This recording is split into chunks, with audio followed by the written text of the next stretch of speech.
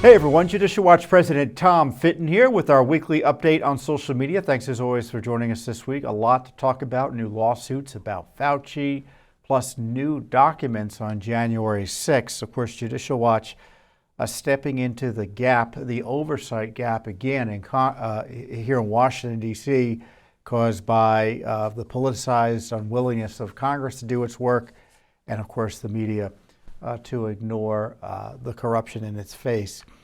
First up is, as I mentioned, January 6th. Judicial Watch is conducting a comprehensive investigation to include federal lawsuits and state lawsuits, or in the case of the District of Columbia lawsuits, about the January 6th disturbance. Judicial Watch alone got records about the shooting death of Ashley Babbitt. Judicial Watch alone, in this case, got documents, and I'll talk about those in a minute, about the police intelligence and reporting surrounding January 6th, both on the day of and prior to. And I'll get into that. These are new documents that we obtained as a result of a federal Freedom of Information Act lawsuit against the Park Police, which is an agency of the Department of Interior. So the thing about Washington, D.C. is that there are 1 billion police departments that guard our nation's capital and have jurisdiction here. And obviously it's not just not literally 1 billion, but there's a lot. You have the Park Police that's responsible for the federal monuments and the parks around the area of Washington, D.C. You have the Secret Service that has its own jurisdiction, obviously within the White House or the White House grounds and other areas around D.C., such as embassies and places like that. You have the D.C. Police Department, the Metropolitan Police Department, which is the local D.C. police force, which has jurisdiction all over the city and provides support for all the federal agency police forces. And of course, the most famously known, at least recently, is the U.S. Capitol Police, which has jurisdiction generally around on the grounds of the U.S. Capitol, and they provide some protection for members here in town. And of course, there are other federal police forces as well all over the city that I couldn't even begin to name, but they're all over the place. But the Park Police obviously is very much involved in providing security and monitoring large demonstrations here in the Capitol. And so the documents we received, I should say we uncovered or we forced out, because again, this was the result of a Freedom of Information Act lawsuit. It wasn't a voluntary disclosure. We filed the lawsuit in May of this year, and the documents reveal that the Park Police certainly had predicted there'd be large numbers of people at the Capitol. So the fact there were a bunch of people there, it was no surprise. The documents also show that the FBI was monitoring not only the January 6th demonstrations, obviously, but they're also monitoring travel to the events by, quote, subjects of interest. So I found that to be interesting. So, the big question to me is, and of course the abusive Star Chamber proceeding known as the Select Committee on January 6th that Pelosi has set up, that's a one-party operation. There's no representatives of the minority party there. Now, Pelosi appointed 2 Republicans, but they don't represent the minority party. So it's just a one-party committee. So it's inherently abusive as a result. And of course, they're trying to jail their political opponents, namely Steve Bannon, for objecting to their abusive subpoenas and resisting the subpoenas. But on top of that, they have zero interest in going and exploring how the disturbance happened. They pretend to be concerned about the attack on our democracy and all the histrionic and hysterical language they use, but they have zero interest in disclosing from what their own records show what happened, which is what Judicial Watch is suing for, namely the videos, or investigating the security, why security broke down. And why is that? In part because Nancy Pelosi, in theory, was in charge of security as House Speaker. So the collapse of the police force around the Capitol, the failure to secure the Capitol, is the result of a political decision making by the political officials in Congress who run the U.S. Capitol Police. Now, it wasn't like they were surprised by the big crowds, that they were just standing around and all of a sudden 15,000 people showed up, because the document showed that the Park Police was very much aware that the January 6th rally would end with a large portion of the crowd going up to the Capitol. And how do I know that? Because there's a report. January 5th, the day before the election, before January 6th, obviously. A Park Police incident briefing report. They described the purpose of the January 6th rally in part as being to, quote, protest election integrity. And of course, they were very concerned about counter-protests, because prior demonstrations here in the Capitol usually resulted in the left getting into kind of street battles with the protesters they didn't like here in town. But this is the key part of the incident report, or incident briefing. As long as POTUS, who then was President Trump, has finished speaking, this is at the rally, we still expect a large portion of this group to depart the ellipse, which is the area just outside the White House, at some point and march to the U.S. Capitol prior to 1300 hours. Okay? So no surprise. Again, they reference the rally on the ellipse in another Park Police report, daily operational snapshot. Women for America First will hold a rally on the ellipse. That was the rally that President Trump spoke at. President Trump is scheduled to speak at this event around 1100 hours. The permit application, okay, the application states that 20,000 people will attend this event. It is expected that a portion of this group will march to the U.S. Capitol prior to 1300 hours. So they had a heads up. They knew that there was going to be a big crowd at the Capitol, and it was pretty clear, because the results show that they didn't have the security to make sure that folks who were kind of motivated would not be able to breach the Capitol. And so what happened was you had all of these folks who were very, very agitated go up there and breach the Capitol. So you had these initial breaches of the police lines because they had only a few officers there. And so that just opened the floodgates, in the sense that you just had people just following the lead. They didn't know what had happened initially, but they ended up being outside the Capitol or close to the Capitol, in an area that typically they would not be allowed to be, but they were just hanging out. And then a core group of them, a few of them, I don't know how many exactly were involved in the specific violence, got into some battles with the police outside the Capitol, but others just walked through. Both walked up to the Capitol quite peaceably, and others walked into the Capitol quite peaceably. Now, some did it in violation of the law. Seemingly, they should have known it was violation of the law, but others didn't. So that's what happened. They weren't prepared. The U.S. Capitol Police weren't prepared. The Park Police should have been prepared, but they weren't. And what I think is interesting about this is that the FBI was monitoring as well people traveling to and from the U.S. Capitol that day. There's another document that shows that it's called a situation report sent to the Park Police by the FBI. Again, it was on January 6th. It was around 10:28 a.m.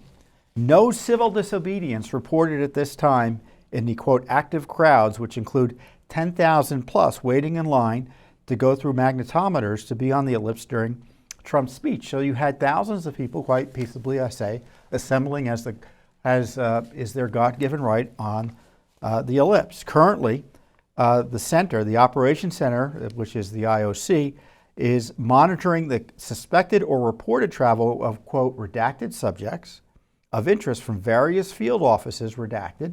Again, more redactions of the subjects were reported as not traveling to the National Capital Region. as of 10 a.m., the Operations Center had not confirmed the arrival of the rest of these subjects of interest in Washington, D.C. So the FBI was tracking a series of events at in the U.S., here in Washington, D.C. at the time. And again, when you look at the documents, you see that they were concerned about this Proud Boys group because they're the ones who tended to get into fights with the leftists. So I think that was generally the big concern there. They weren't expecting violence other than perhaps violence between the Proud Boys group or people like that and some of the leftists. So that was something they were concerned about. Other documents are quite disturbing to read because they read their real-time reporting of the riot as it took place. They're dramatic. It doesn't tell us those records. For instance, they talk about the U.S. Capitol Police deploying chemicals and chemical munitions, and physical altercations are ongoing at the Capitol. I mean, so when you read stuff like that, obviously I'm glad more people weren't hurt or killed other than, it's terrible. Ashley Babbitt was killed, I think, needlessly, as Judicial Watch documents have uncovered. But we're lucky more people weren't hurt because of the collapse in security by the U.S. Capitol Police and federal law enforcement. You may remember President Trump reportedly suggested they should have 10,000 troops there because he knew there was going to be a big crowd. Of course, they didn't listen to him.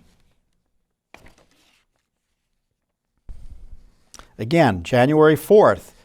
At this time, we have no indication of any acts of violence being pre-planned by specific individual or groups. Why is that important? Because, the whole narrative around January 6th by the left media and their allies in Congress who want to use January 6th as a pretext to attack the First Amendment rights of their political opponents, namely anyone who voted for Trump, anyone who doesn't share their analysis of the 2020 election, or frankly objects to anything else they're trying to do. They think, and they've been putting out there this idea that there was this grand conspiracy to breach the Capitol. Well, we have documents showing they had no evidence that there was such a grand conspiracy. And as the New York Times reported recently, they had an FBI informant among the crowd that breached the Capitol. And the FBI informant said it was basically just, it just happened. It was spontaneous. And that there was no pre-planned conspiracy. So they've been lying. The FBI has known there was no conspiracy. And yet they talk of a conspiracy, and it's the whole purpose and energy behind the Pelosi Select Committee attacks on Trump and his allies. Because their theory of the case is that there was a conspiracy when in fact there wasn't. And what they do is they conflate their First Amendment rights to challenge congressional proceedings, meaning criticize them, advocate and petition their government for how to handle the election disputes at the time with violence. So if you object to something in good faith, as our Constitution and the law allows, they want to try to put you in jail. I mean, that's their thinking. You're a terrorist. And this is what I love about Judicial Watch. We're out there getting the truth out about what the real truth is. There was no grand conspiracy. It happened, it looks to me, because of the lack of policing, the lack of security, provided opportunities for agitators to breach the Capitol. And it just escalated from there to the violence that we saw on the steps there, which is, again, the result of failure to secure the area.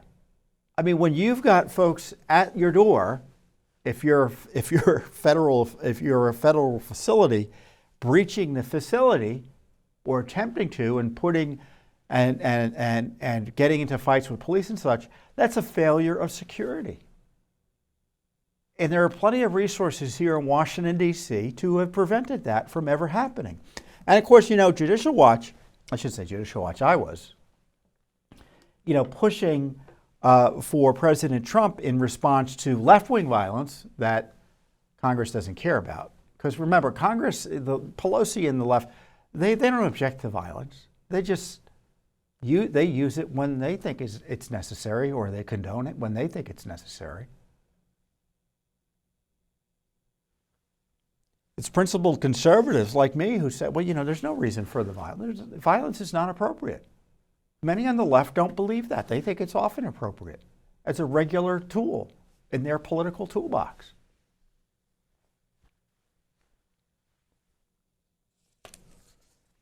But I had highlighted, because I was at the White House the night the president accepted the Republican nomination. I saw the violence around the White House. The White House wasn't secure there. You had violence prior to that resulted in the president having to go down to a bunker. I mean, if we didn't have security, the proper security then, they could have breached the grounds of the White House. Who knows what would have happened? So that's why I called for the Insurrection Act to be used to secure the nation's capital. And frankly, if it had been used, I suspect the Capitol breaches would never have happened, because we would have had the necessary security around. Because when you have strong security measures, if it's done correctly, and law enforcement knows how to do it correctly. So when things get screwed up, it's because a politician intervened, or the heads of the police departments, in the case of the Capitol Police, made decisions contrary to what their training and others would dictate, and their trainings would dictate. So when you've got the right security, people can protest peaceably. They can engage in their First Amendment protected activity. They're safe, and the facilities and the members or government politicians they're trying to petition are safe as well. Security protects your liberty in that regard. But of course, the left opposed security for our nation's capital. And when you don't have security, it invites lawlessness, is what initially happened at the U.S. Capitol. So this is what Judicial Watch has been doing. We have a number of lawsuits on January 6th. We have, I don't know if we're getting more documents from this one, but we uncovered, as I say, the documents about the shooting of Ashley Babbitt. No one else had gotten them. That show that everyone knew that she was unarmed, yet she was shot anyway.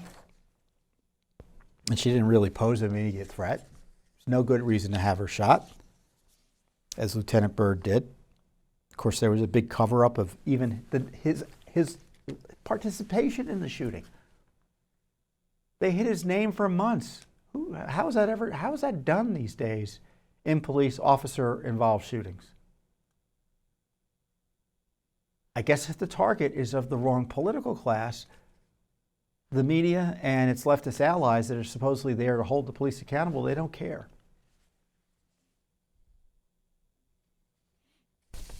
We received documents about Brian Sicknick's death, the officer. Frankly, our lawsuit pressured the Office of Chief Medical Examiner to finally admit that he died of natural causes, not as the media and law enforcement falsely suggested, that he was killed at the riot. He wasn't. And we also have a lawsuit right now over the FBI's surveillance of banking records, taking up the banking records of countless American citizens in and around the Capitol on that day, or in the Capitol area. You didn't even have to be at the rally. For all I know, my records were taken up. Completely illegal and unconstitutional. So Judicial Watch is doing the oversight that Congress ought to be doing. But obviously Congress is interested in, well, first of all, Congress should be the subject of the oversight because they run the Capitol. And secondly, you have Congress being abused to target, as I say, the political opposition, namely Trump and his supporters. So I'm glad Judicial Watch is here, because if we weren't doing it, no one else would. I mean, we're told this is the most important day in American history. War of 1812, nothing worse. And yet it's only Judicial Watch in court, practically speaking, trying to get information as to what really went on January 6th. We're also suing the U.S. Capitol Police, Nancy Pelosi's Congress, for all the videos. And they tell us that we're not allowed to get them because, quote, A, they're not public records, and B, even if they were, the public doesn't have an interest in getting them out. So they're the worst day in American history, but there's no public interest in seeing the videos from that day. That's what Nancy Pelosi is saying. So Nancy Pelosi, to be clear, is an enemy of transparency about January 6th. I mean, you can see even now there's this crazed attack on Tucker Carlson because he's taking a counter approach to the left-leaning narrative on January 6th. He's having his show's going to cover the issue. He has a big documentary coming out. So what are they trying to do? Censor it. They're enemies of transparency. And in the case of January 6th, they're being exposed as enemies of the First Amendment. But Judicial Watch isn't cowed. We're going to keep on keeping on and suing and suing and suing to get the truth about January 6th. It's our most significant investigation since the Russiagate investigation, which also changed history. So the other big issue out there, obviously, is COVID. And the alleged misconduct of people like Anthony Fauci and Francis Collins and other things, not only in the potential funding of gain-of-function research that potentially could have led to the creation of the COVID virus, if you believe some experts. But other information has come out about his involvement in, or his agency's involvement in the funding of animal research, which is to many people morally objectionable, especially since it involves dogs. And so, and of course, Judicial Watch uncovered how his agencies and the feds generally were involved in, which I think is worse than dog experiments, taking the fetal organs and heads of unborn human beings killed through abortion and using them to, according to the FDA's own admission, develop medicines and vaccines. Make sure they're, quote, safe. That was the FDA's response to some of our disclosures. So you have Fauci spending your money to experiment using the fetal organs of babies killed through abortion, dogs, and Lord knows what else in terms of gain-of-function research. It's still being uncovered. And the other big thing is people have concerns about is what he's getting paid. He's one of the top paid officials, if not the top paid civil servant in the country or the federal government, and if he has any conflicts of interest. And the law requires certain documents be filed, financial disclosures be filed by senior officials like Dr. Fauci.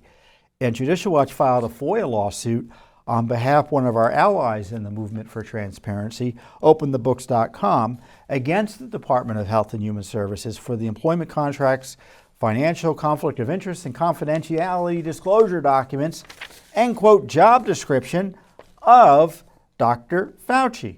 Plus, we want, through this lawsuit, to get details on the royalties paid to NIH employees by outside entities. So, you may not know this, but certain government officials have side jobs that result in income to them. God bless America, right? But because of the potential conflicts of interest, that income needs to be disclosed. And this is specifically what what our friends at openthebooks.com, and they do some great work on FOIA. They focus on like government spending and, the numbers game, which the government hates to disclose to you. Because if you saw the numbers, forget about the policy. The numbers enough should infuriate you. And openthebooks.com does an excellent job of using FOIA and our transparency laws to get to the numbers. Again, open the books. That's why they call it openthebooks.com. So they had asked the National Institutes of Health, which is an agency within Health and Human Services, for these documents back beginning of this year, January, and up to September. And these are the requests: all employment contracts, modifications and addendums since hiring as director of National Institute for Health and National Institute of Allergy and Infectious Diseases. So we want the employment contracts of people like Collins and Fauci. His daily calendar from January 1st, 2019 to the present time. Confidentiality documents, conflict documents, and economic interest disclosure documents. It's all about Dr. Fauci, his current job description. And again, the personal royalties paid, and other documents we want, to current and former Fauci agency and NIH officials for work done while they were federally employed. And as Andrew Andrzejewski, who's the CEO and founder of OpenTheBooks.com, says, no one is above the law, including Dr. Anthony Fauci. It shouldn't take a subpoena or a lawsuit to force open basic employment documents that executive-level federal bureaucrats are required by law to file. We thank Judicial Watch for being a good friend and partner in this important matter. And I'm glad Judicial Watch is able to do this. Obviously, we do a lot of lawsuits on to advance our own FOIAs and get the truth about documents we've asked for directly. But we're also happy to help other groups like OpenTheBooks.com or reporters and journalists to sue for records. And we often informally advise countless individuals and groups and activists about how to get records from the government. And as I noted in this, in commenting on this new lawsuit we filed, Fauci wields unrivaled political power in our federal government, probably the most powerful government official in modern American history who wasn't elected. So it is urgent that the American people have full access to his financial disclosures, that we, again, as I echo Andrew's point, that we had to file a federal lawsuit about Fauci's financial disclosures and other basic information raises a host of concerning questions. Don't you agree? And again, this is another area that where Judicial Watch is doing the basic heavy lifting that Congress refuses to do, the media has little interest in doing. We had uncovered, for instance, with our work with the Daily Caller News Foundation, that Fauci personally approved a press release that went out of its way to praise China. That Fauci's deputy had to sign off on confidentiality terms dictated by China. That Fauci's agency had an official in China monitoring Wuhan, evidently spying on the Wuhan Institute, at the same time they're funding it. And of course, we uncovered the full scope of the spending on the Wuhan Institute by Fauci's agency that was withheld from the American people until Judicial Watch uncovered it. So much of what we know about what Fauci's agency was doing in China is because of our litigation. And again, this kind of, I'm pleased that Judicial Watch is doing this work, but this COVID crisis, and it is a crisis, in my view, caused more by the lockdown than by the health impact of the disease, or lockdowns and the restrictions associated with trying to, quote, contain COVID. We're doing more to figure out how it came about, what was going on, than our federal agency, international agency, our federal agencies, Congress, our so-called international health community. And I don't mean we're finding stuff out, we're just trying to investigate by reading newspaper articles. We're in federal court trying to get access to the information. So if you want to hold Dr. Fauci accountable and find out what he was up to and what the federal government was up to in terms of coordinating with China on this research that I think they should never have been working with them on to begin with, you'll want to support Judicial Watch. So as you can see, there's a lot going on. Judicial Watch is in the forefront on January 6th and on COVID. We've got lawsuits on the vaccine issues. The number of FOIAs is just incredible in that area as well, so more is coming. But Judicial Watch, remember, always is your watchdog in Washington. If you're not supporting us, I encourage you to do so. You can go to our website at judicialwatch.org. Make donations there. We're on Facebook and Instagram and Getter and Rumble and YouTube, everywhere. So you can find out about our work, share the information we're getting, like the documents we got about January 6th. And if you like what we're doing in that regard, to hold the government accountable, no matter who's in office. I mean, there's no one who sued the Trump administration, dare I say it, more than Judicial Watch. No one sued the Obama administration more than Judicial Watch. And I think it will be the same for the Biden administration. So if you want an honest broker and you want an independent watchdog, then you'll support our work. So with that, I wish you the best. Happy Halloween, and I'll see you here next time on the Judicial Watch Weekly Update.